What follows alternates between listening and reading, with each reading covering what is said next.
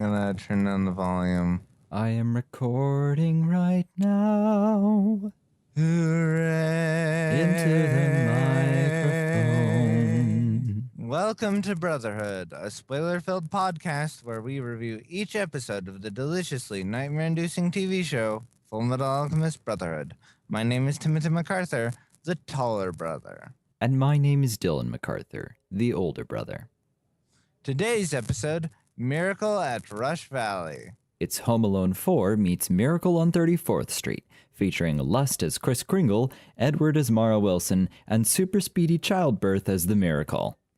That's a superpower worthy of Xavier's School for the Gifted. I don't know if it would qualify for food stamps.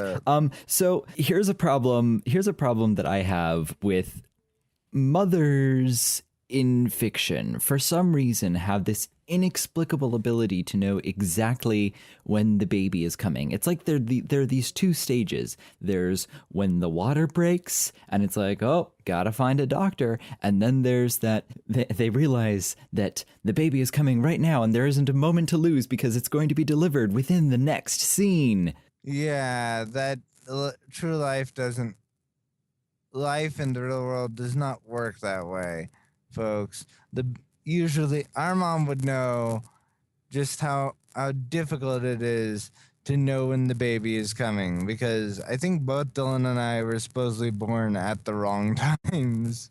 I kind of wonder if these stories are being written by people who either A, don't really care about the reality, or B, have no idea what the reality is. Because the reality is there's only one stage. There's your water has broke. Maybe go out to get a bite to eat. Watch a movie. I don't know. It's probably going to be another 24 hours before that kid finally shows up, because that's just the way that childbirth works. Yes, but it's convenient. I think that's what they're caring about. It's convenient for the show. I mean, obviously, they're not going to wait an entire episode. We're like, oh, by the way, she's in labor. Tune in 2 weeks from now to see if it works. You know, that. Yeah, that would be lame. Starting at the top of my notes, we see the introduction to alchemy and human transmutation again. Why? I have no idea. Maybe they were just like, we need something here. We feel like we need something here at the very beginning of the episode. Guys, we have an episode in which a mother gives birth and it has nothing to do with anything. We're desperate to fill time. We need something. Oh, here's a thing that we cut out several episodes ago because we decided that we didn't have time for it.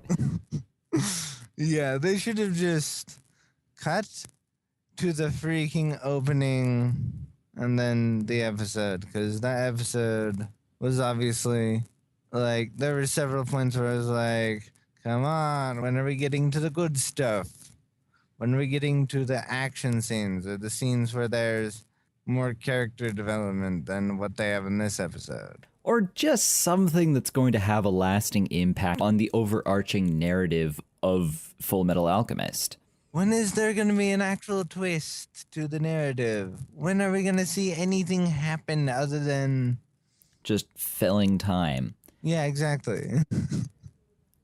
This is a good time because we haven't talked yet about the theme song that plays during the opening credits.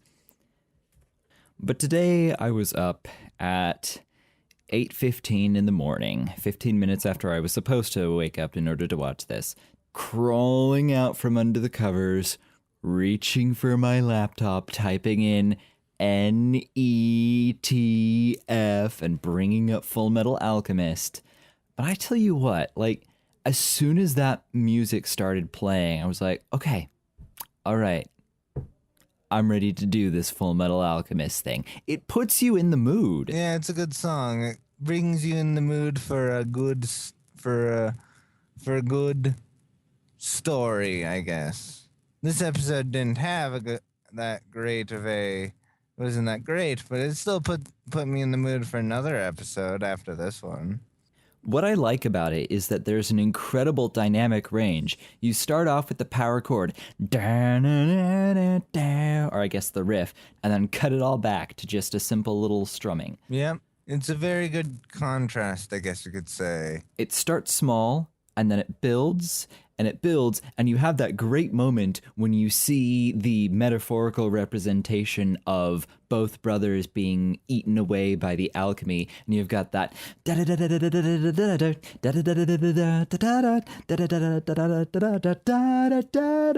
it breaks out into that little chorus, which is really great and catchy. There's a range in terms of emotion and intensity in this song that I think perfectly manages to summarize what the experience of watching Full Metal Alchemist is. Indeed. Like, during the best episodes, you're stuck feeling emotion. And this is something that I find a lot of anime just doesn't really do. I guess because the music isn't that important for the opener of an anime. They just sort of look for a song that the creator likes and all right, there we go. We'll have that. That's lame. It is lame. You need music that really summarizes the show and gets people excited to watch it at the same time. Otherwise, you end up with something like Attack on Titan, which the music doesn't really summarize the show that well. It's intense as all get out, but it's not really indicative of what it's like to watch Attack on Titan. No, it is not.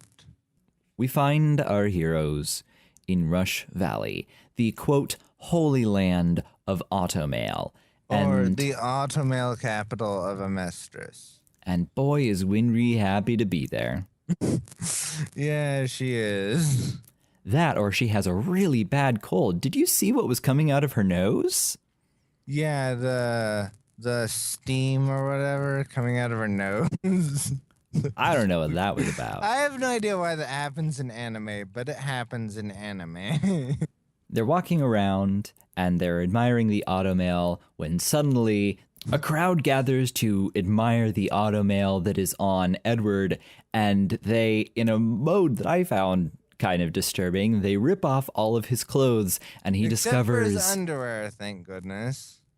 I mean, what a blessed relief. But then as he reclaims his pants and he buckles them back up, he realizes that he is missing his alchemist's pocket watch. And I have a note here which reads, and I quote, "They took off your clothes, bro. That pocket watch is gone."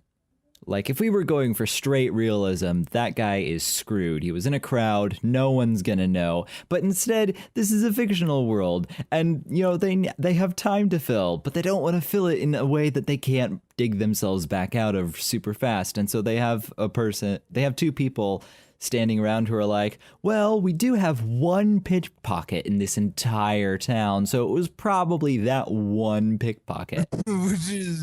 which is weird, because there's never just one thief and one in a town like that.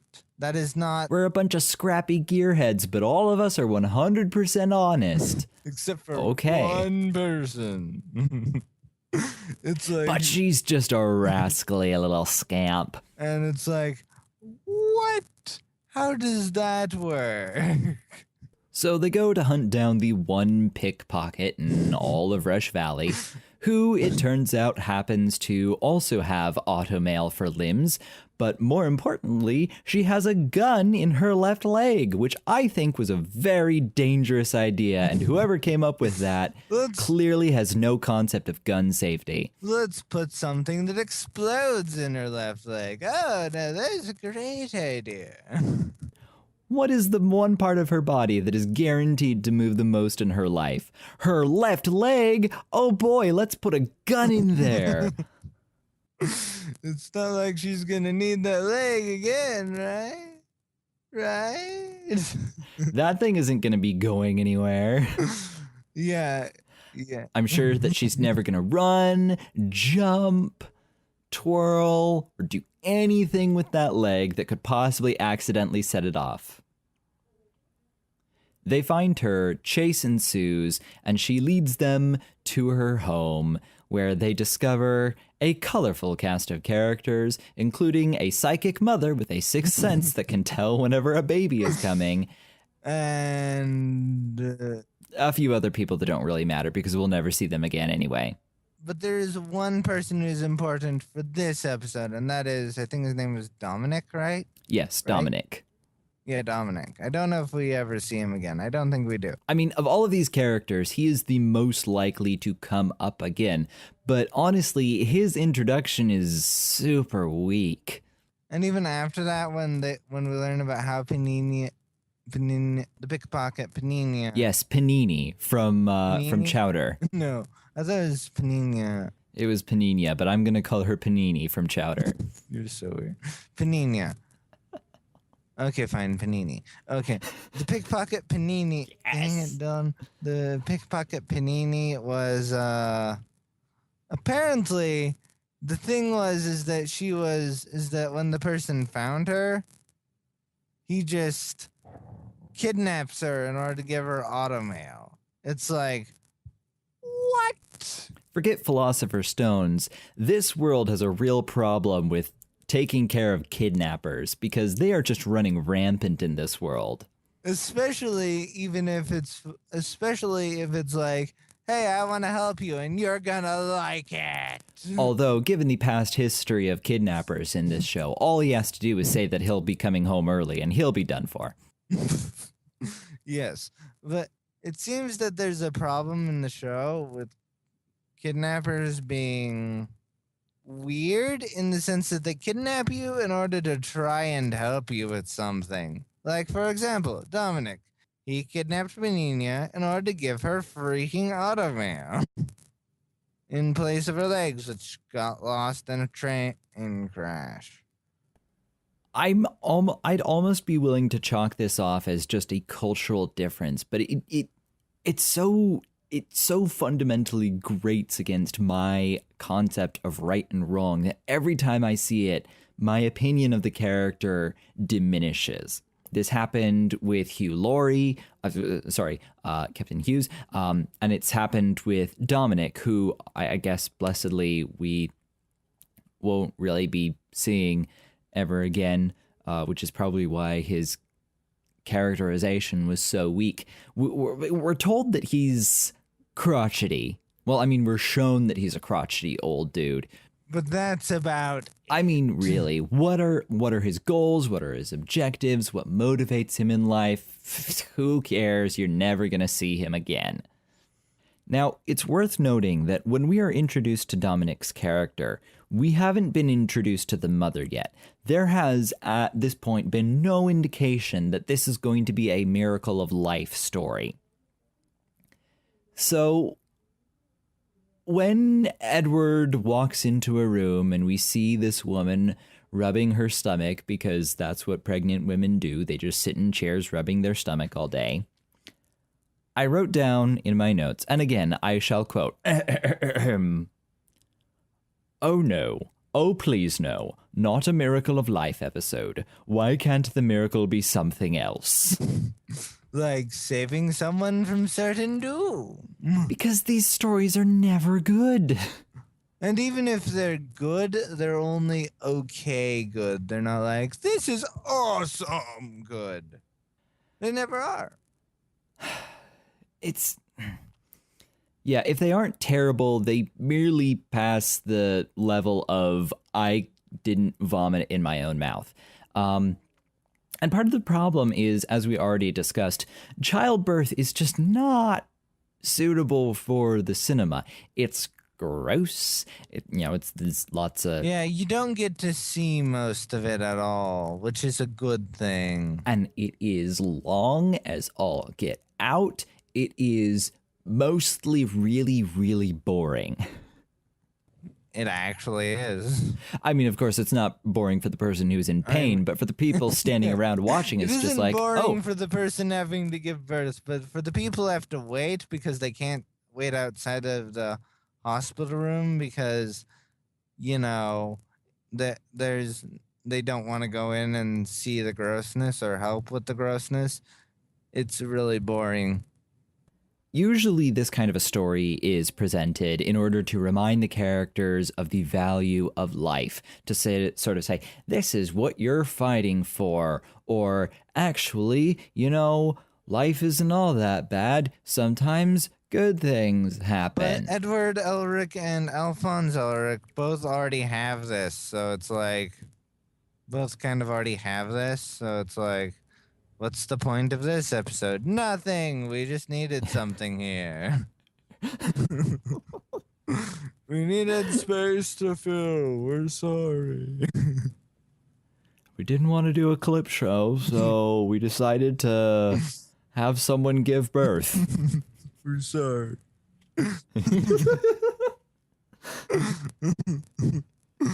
I wish there was. George Lucas comes on screen with his bowl full of money. I'm not sorry. That would explain this episode.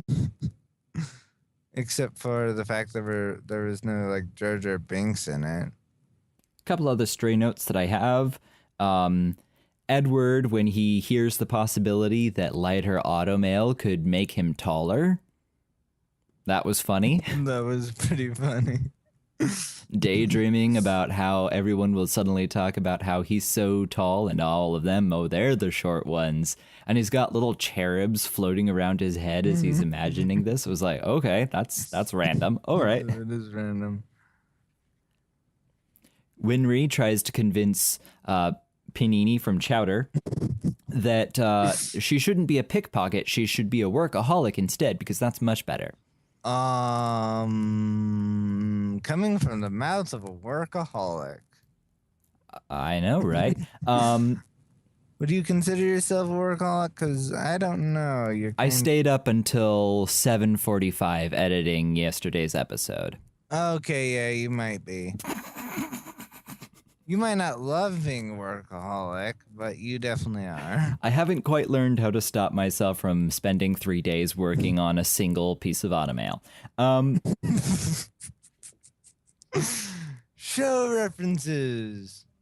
As in, like... To this show. To the show we're reviewing right now. It's so meta. Full meta, Alchemist. Okay, continue. Let's continue on with the show. Okay, so I say this every once in a while that, yeah, that should be the title of the show, but there's no way, absolutely no way that we are not making Full Meta Alchemist the title of this episode. Okay, I'm cool with that. Even though it kind of has absolutely nothing to do with anything. I mean, we could summarize other things that happened in this episode, but they don't really matter. I do want to talk about what was on the inside of the pocket watch, because it has the date October 3rd, 11. Yep. When is that date? Like, what happens on that date? I think it's the day they either burned their house down or transmuted their mother. I mean, it's one of those two. But I seem to remember those being slightly different dates. Yeah. And depending on whichever it is, it has a slightly different meaning. Yeah, I think it probably was the day they transmuted their mother. I mean, personally, I don't think that I need a pocket watch in order to remind myself about it. But then again, like, I totally get this idea of wanting to carry around something that is attached to an important, life-defining Or maybe thing. it's the day they burned their house down. That would also make sense. The day we discovered the joys of arson. And now for everyone's favorite PBS TV show, The Joys of Arson. Let's set fire to some happy little trees.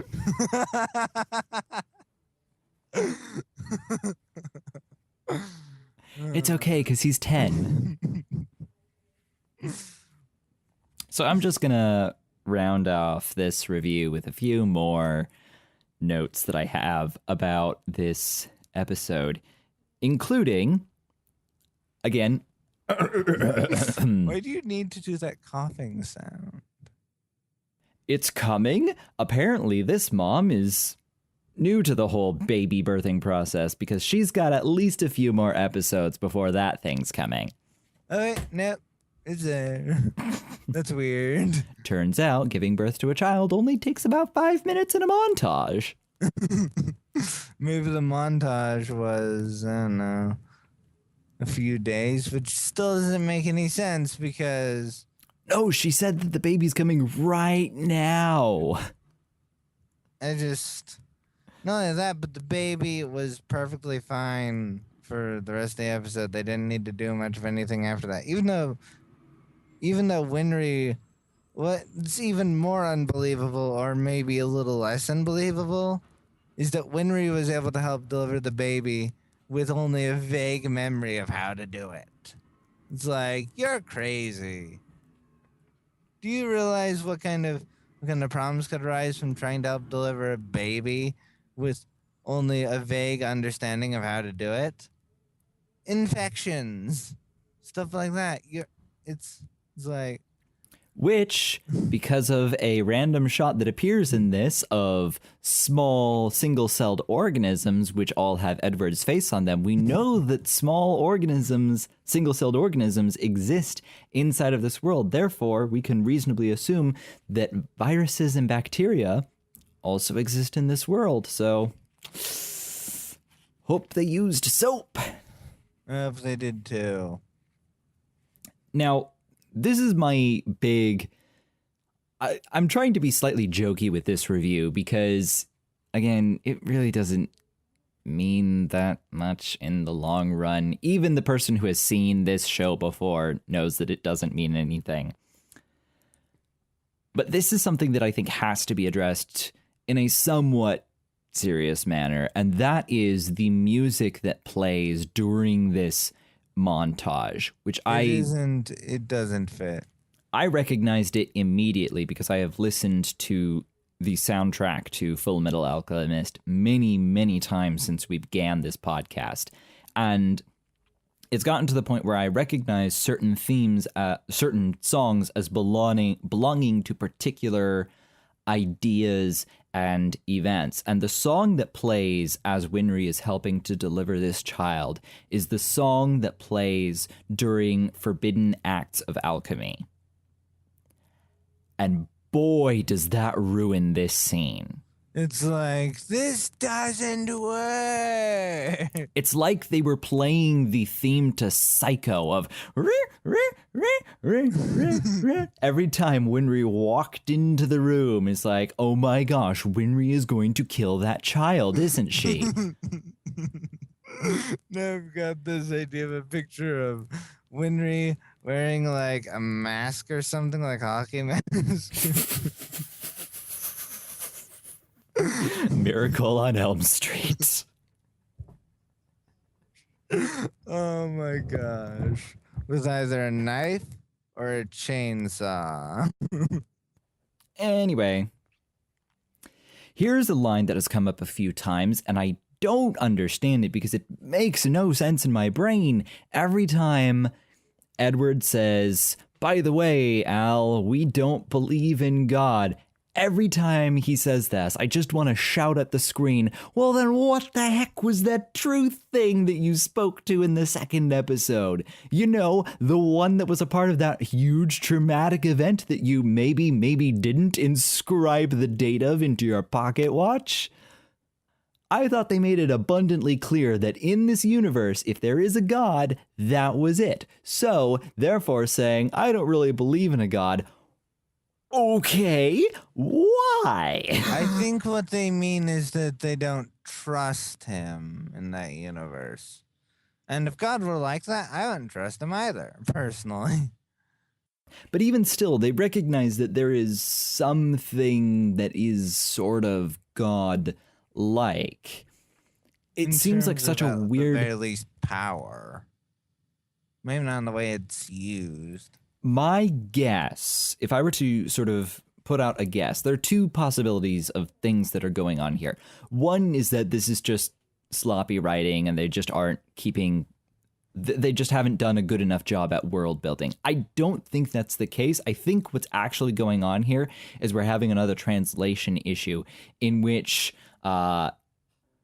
another translation and sort of culture issue in which we live in a world where there are many different conceptions of what God is or who God is, and it could be that we're simply running into a miscommunication about who or what God is in this instance. And so maybe these lines make perfect sense in Japanese and they fit in the world that has been created.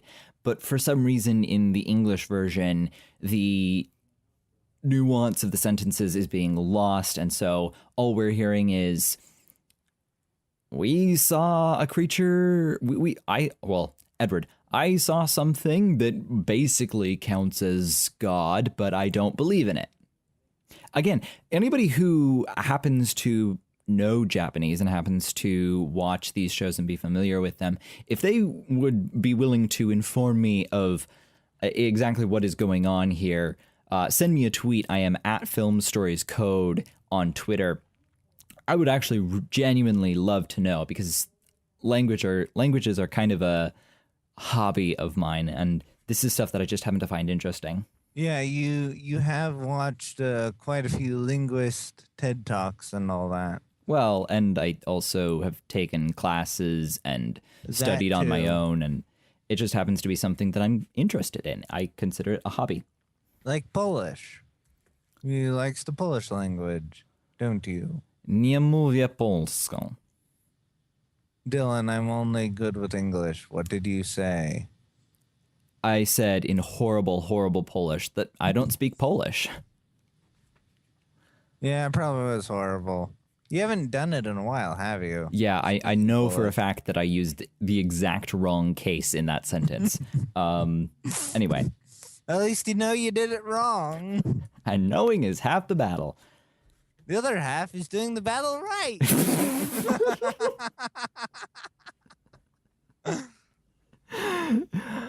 On that note, I'm really looking forward to next episode. Me too. Because we're finally going to get to meet this famous alchemy teacher that we have heard so much about. Okay. And we also, it appears, because I was very careful this time to actually watch the post-credit sequence. It looks like we're going to get a bit more of the two brothers and their backstory. Yep. Which I'm interested to see. A little bit more war and fighting, it looks like. We're going to get a rain scene, and those are usually pretty good. So, in terms of film criticism, as much fun as it is to break things apart, I honestly think that it's more fun to talk about things that work and try to examine why and how they work. So, for me, this episode was kind of frustrating from a critical standpoint because it's okay. It's not really exciting in any sort of way. It's not particularly moving in any sort of way. It just sort of functions. And therefore, but it only does the bare minimum of function. Even then, it's like, what was the point of making this if it only does the bare minimum? On the whole, however, I still really appreciate this show. Yeah. It is a very well crafted story, and I feel like I am learning a lot about the craft of filmmaking as I am recording these podcasts with you, breaking down these episodes scene by scene to examine every little detail that we can think of. You're welcome. I really sincerely hope that people find these podcasts as useful as I'm finding them right now. Yep.